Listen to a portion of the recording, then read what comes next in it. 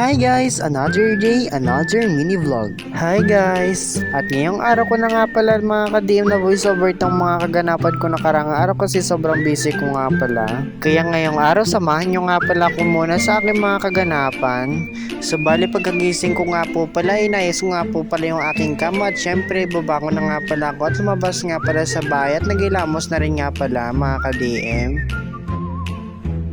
At pagkatapos ko nga pala magilamos, nagpunas na rin nga pala ako dito ng towel sa aking mukha. At pagkatapos niyan, nagtimpla na rin nga pala ako dito kaagad para mainom na rin nga pala ako ng kape. At habang nagiinom nga pala ako dito mga ka-DM ng aking kape, ito nga po pala si nanay, tinawag ko nga pala at ang sabi ko nga pala sa kanya, mag-hi nga pala siya sa aking vlog. At dahil mga ka-DM, wala na rin nga pala ako dito ginagawa sa bahay at eto na rin nga po pala yung ginawa ko dito sa labas ng bahay, maglilinis na nga lang muna. Kasi dahil nga pala sa wala akong ginagawa at eto na rin nga po pala ang gagawin ko para meron naman akong ginagawa dito sa aming bahay. By the way mga ka-DM, habang naglilinis nga pala ako dito sa harap na aming bahay ay ngayon ko lang nga pala maka-upload ng aking vlog kasi sobrang busy ko nga pala ng ilang araw.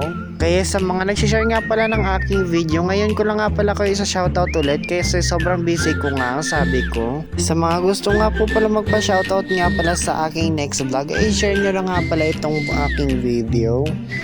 At balik pala tayo mga ka-DM dito sa ating ginagawa. So bali dito nga po pala ay tinipon ko nga lang dito ang mga dahon nga pala ng puno na nalaglag at syempre ay akin nga pala itong kukunin at ilalagay nga pala dito sa padya.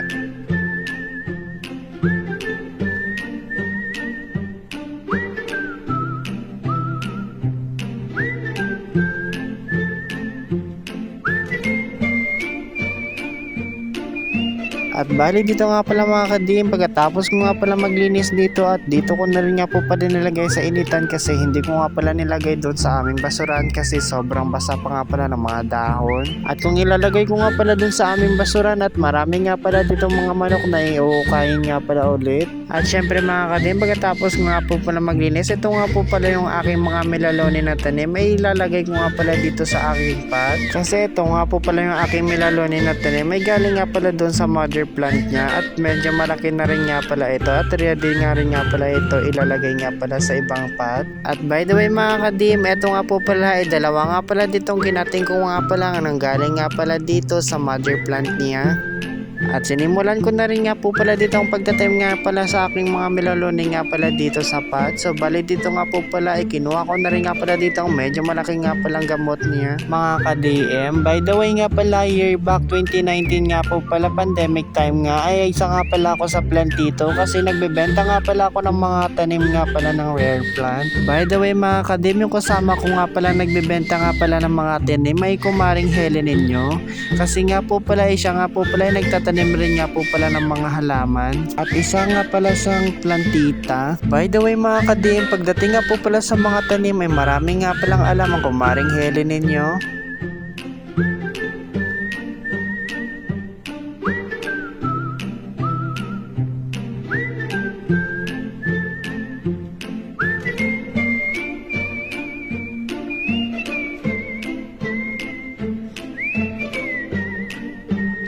At pagkatapos nga po pala magtanim mga ka-DM ay pumunta rin nga pala ako dito sa poso para magugas nga pala ng aking kamay. At pagkatapos nga pala nito ay maglalaba na rin nga pala ako ng aking mga damit.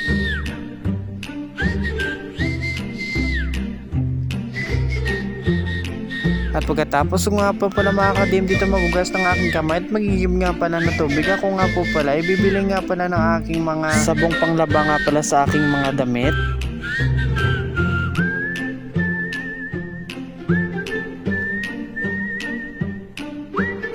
Maya pala mga ka-DM, nandito na rin nga pala ako at bibili nga pala ako ng mga sabong panglaba. At eto nga po pala yung aking binili ay yung sabong ng Kala. Pagkatapos nga po pala bumili ng sabon ay bumalik na rin nga pala ako sa bahay.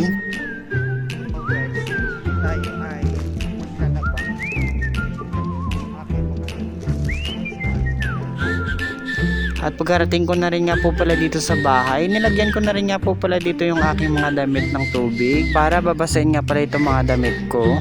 At sinimulan ko na rin nga po pala dito mga ka-DM pagbasa nga pala ng aking mga damit.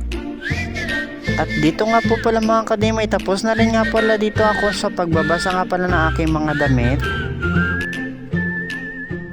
At unahin ko nga pala dito mga kadim yung aking mga kulay puti nga pala ng aking mga damit ay susunod ko na rin nga pala ito yung aking mga decolor na damit. Kaya samahan nyo na nga rin nga pala ako dito muna sa aking paglalaba mga ka-DM.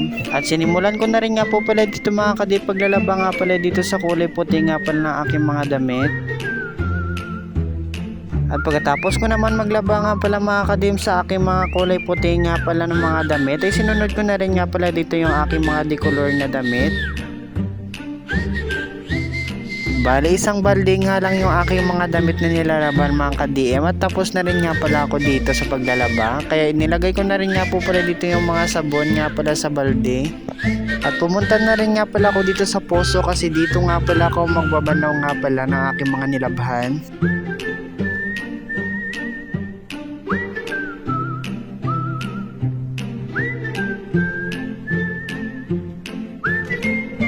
At pagkatapos ko nga pala mga ka-DM magbanlaw ng aking mga nilabay na sinampay ko na rin nga pala dito kaagad. Baka maya maya nga pala mga ka-DM may biglang uulan. Kaya ngayong araw nga pala mga ka-DM kaya ko nga pala sinampay ito ng aking mga damit dahil mainit nga pala ngayong araw at maya mayang hapon nga po pala ay maulan nga rin nga pala ito.